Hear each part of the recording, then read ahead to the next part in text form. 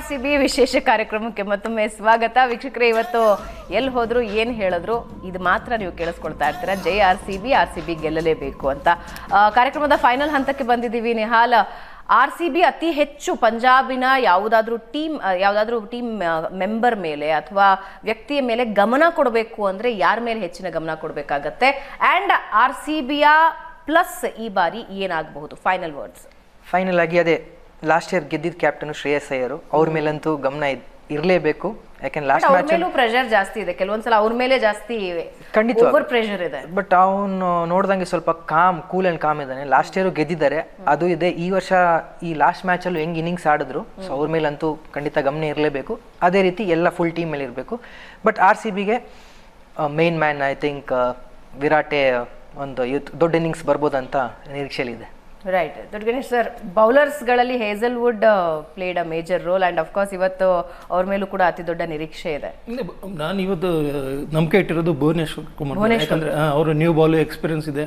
ಒಂದು ಒಳ್ಳೆ ಬ್ರೇಕ್ ಥ್ರೂಸ್ ಕೊಟ್ಟರೆ ತುಂಬ ಚೆನ್ನಾಗಿರುತ್ತೆ. ಯಾಕೆ ಹೇಸಲ್ವುಡ್ ನಿಮ್ಗೆ ಗೊತ್ತು, ಅವರೆಲ್ಲ ಪ್ರೊಫೆಷನಲ್ಸು, ಅವ್ರ ಹೋಮ್ವರ್ಕ್ ಅವ್ರು ಮಾಡೇ ಮಾಡ್ತಾರೆ. ಅದೇ ರೀತಿ ದಯಾಳ್ ಅವ್ರು ಈ ಸೀಸನ್ ತುಂಬ ಅದ್ಭುತವಾಗಿ ಬೌಲಿಂಗ್ ಮಾಡಿದ್ರೆ, ಮ್ಯಾಚ್ ವಿನ್ನರ್.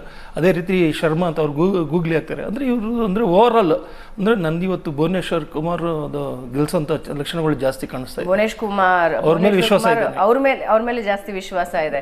ಬಟ್ ನಮಗೆ ಭುವನೇಶ್ವರ್ ಕುಮಾರ್ ಜೊತೆಗೆ ಇಡೀ ಬೌಲರ್ಗಳು ಚೆನ್ನಾಗಿ ವರ್ಕ್ ಮಾಡಬೇಕು ಈ ಸಲ ಅಂತ ಅನ್ನಿಸ್ತಾ ಇದೆ. ಸೊ ಅವ್ರು ವರ್ಕ್ ಮಾಡಿದ್ರೆ ನೆಕ್ಸ್ಟ್ ಮುಂದಿಂದಂತೂ ನಮ್ಮ ಬ್ಯಾಟರ್ಸ್ ರೆಡಿ ಇದ್ದಾರೆ, ಅವರು ತಮ್ಮ ಕೆಲಸ ಮುಂದುವರಿಸ್ತಾರೆ. ಶ್ರುತಿ, ಫೈನಲ್ ವರ್ಡ್ಸ್ ನಿಮ್ಮ ಕಡೆಯಿಂದ.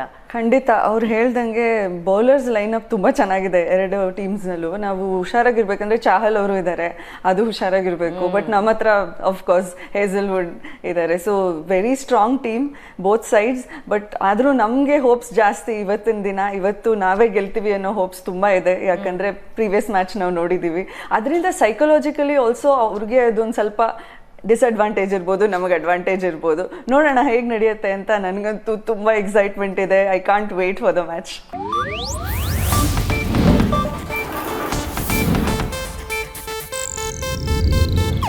ಇದು ಏಷ್ಯಾನೆಟ್ ನ್ಯೂಸ್ ನೆಟ್ವರ್ಕ್ ಪ್ರಸ್ತುತಿ.